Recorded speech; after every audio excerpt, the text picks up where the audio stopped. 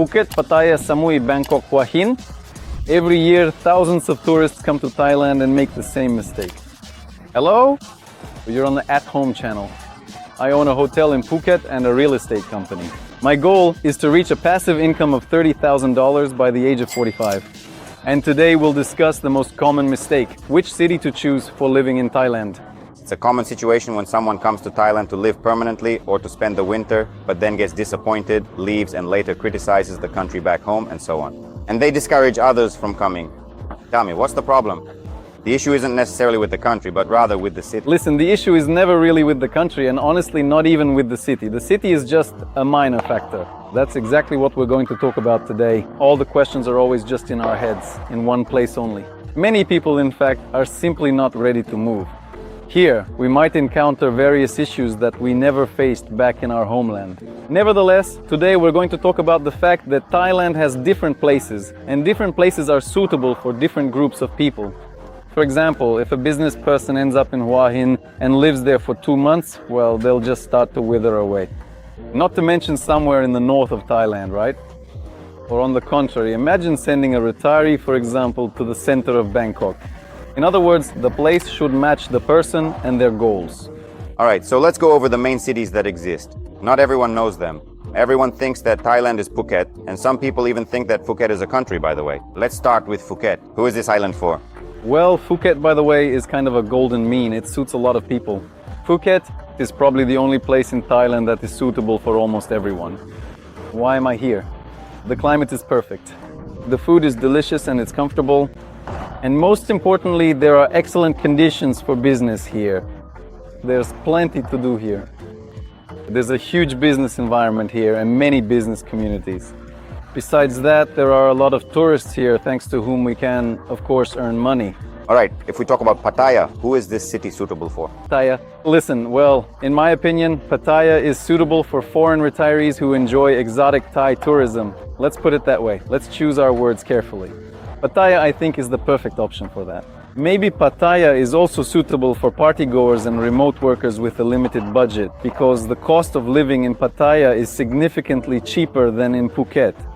And what about business activity there? How is it? What kind of business activity? Opening a restaurant, a cafe, a small business. That's what I would say. Koh Samui Island. What do you think? Have you ever been there? What do you think? Do you like it? I'll say this purely subjectively. It's a place I just don't understand at all. Absolutely not. I know there are a lot of fans of this island. I spent a maximum of 2 days there and I immediately wanted to leave. Getting around is uncomfortable, even though there seem to be wide new roads. The Thais drive right in the middle at 40 kilometers an hour. It's impossible to get around anyone. Everything is scattered. It would suit someone who is, a complete introvert.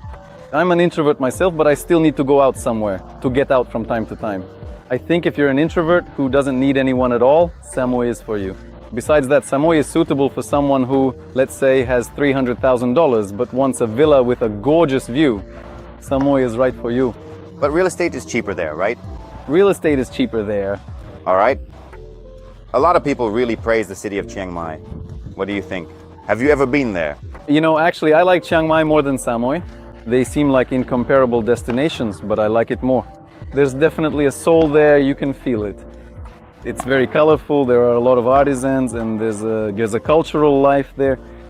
Probably, if you don't need the sea, you prefer a cooler climate than Phuket, and you're interested in running a small business like a family hotel, a restaurant, or a travel agency.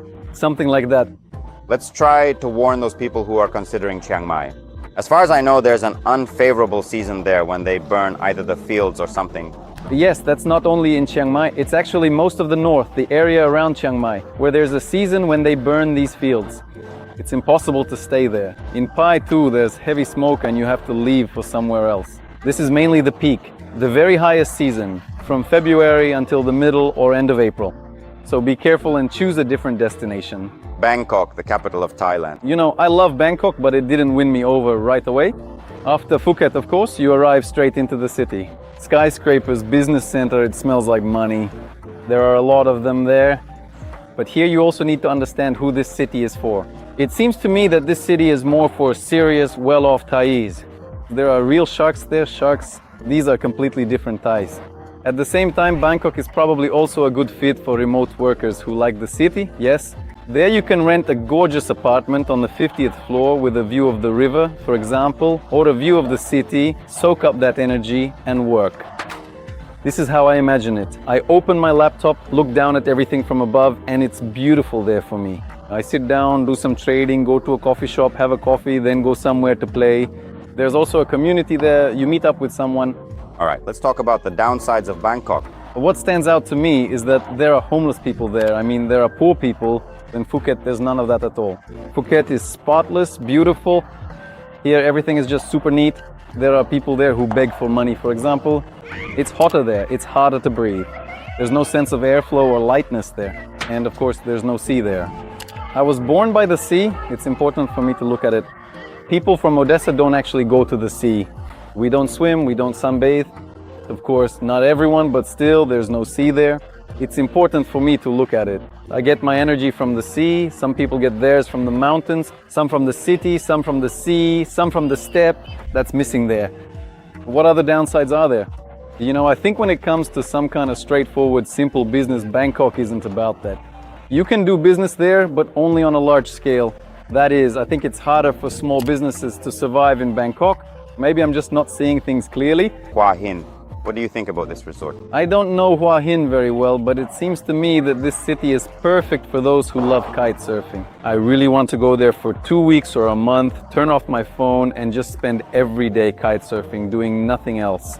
So you surf, eat, maybe chat with someone in the evening, but not much.